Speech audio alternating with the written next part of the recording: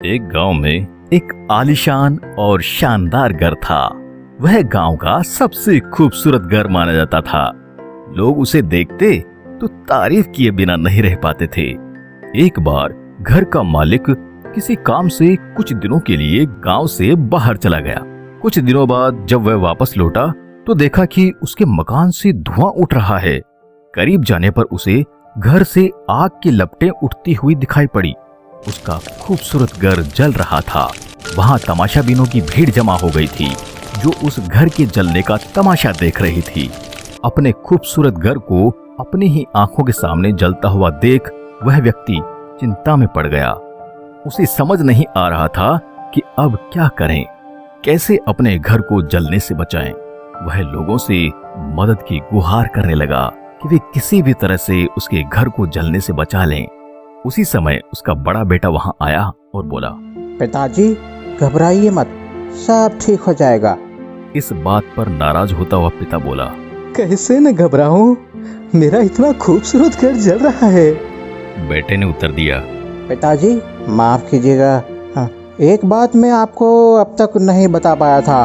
कुछ दिनों पहले मुझे इस घर के लिए एक बहुत बढ़िया खरीदार मिला था। उसने मेरे सामने मकान की कीमत की 3 गुनी रकम का प्रस्ताव रखा। सौदा इतना अच्छा था कि मैं इनकार नहीं कर पाया और मैंने आपको बिना बताए सौदा तय कर लिया। ये सुनकर पिता को पहले गुस्सा आया कि बेटे ने बिना पूछे सौदा तय कर दिया। फिर परिस्थिति को देखकर जान में जान आई।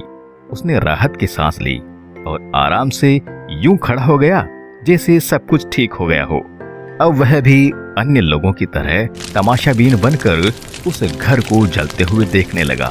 तभी उसका दूसरा बेटा आया और बोला, पिताजी पिताजी हमारा घर जल रहा है और आप है कि बड़े आराम से यहाँ खड़े होकर उसे जलता हुआ देख रहे हैं, आप कुछ करते क्यों नहीं? पिता बोला, बेटा चिंता की कोई बात नहीं है, तुम्हारे बड़े भाई ने ये घर बहुत अच्छे दाम पर बेच दिया है।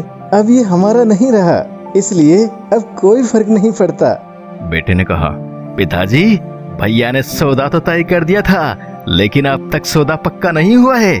अभी हमें पैसे भी नहीं मिले हैं। अब आप ही बताइए, इस जलते हुए घर के लिए कौन पैसे देगा? ये सुनकर पिता फिर से चिंतित हो गया और सोचने लगा कि कैसे आग के लपटों पर काबू पाया जाए। वह फिर से पास खड़े लोगों से मदद की गुहार करने लगा। तभी उसका तीसरा बेटा आया और बोला, पिताजी घबराने की सच में कोई बात नहीं है।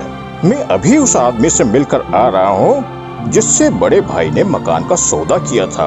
उसने कहा है कि मैं अपनी जुबान का पक्का हूँ। मेरे आदर्श कहते हैं कि चाहे जो भी हो जाए अपनी जुबान पर कायम रहना चाहिए।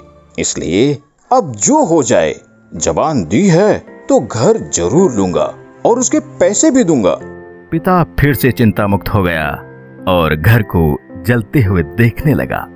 सीख, मित्रों, एक ही परिस्थिति में व्यक्ति का व्यवहार भिन्न भिन्न हो सकता है और यह व्यवहार उसकी सोच के कारण होता है। उदाहरण के लिए जलते हुए घर के मालिक को ही लीजिए। घर तो वही था जो जल रहा था, लेकिन उसके मालिक की सोच में कई बार परिवर्तन आया और उस सोच के साथ उसका व्यवहार भी बदलता गया। असल में जब हम किसी चीज से जुड़ जाते हैं तो उसके छिन जाने या दूर हो जाने पर हमें दुख होता है, लेकिन यदि हम किसी चीज को खुद से अलग करके देखते हैं तो एक अलग सी आजादी महसूस करते हैं और दुख हमें छूता तक नहीं है। इसलिए दुखी होना और ना होना पूर्णतः हमारी सोच और मानसिकता पर निर्भर करता है। सोच पर नियंत्रण रखकर या उसे सही दिशा देकर हम बहुत से दुखों और परेशानियों से न सिर्फ बच सकते हैं बल्कि जीवन में नई ऊंचाइयां भी प्राप्त कर सकते हैं। अगर वीडियो पसंद आया हो तो लाइक और शेयर करें अपने दोस्तों और प्रियजनों के साथ। ऐसी ही और कहानियों के लिए कहानी ट्यूब को सब्सक्राइब करिए। धन्यवाद।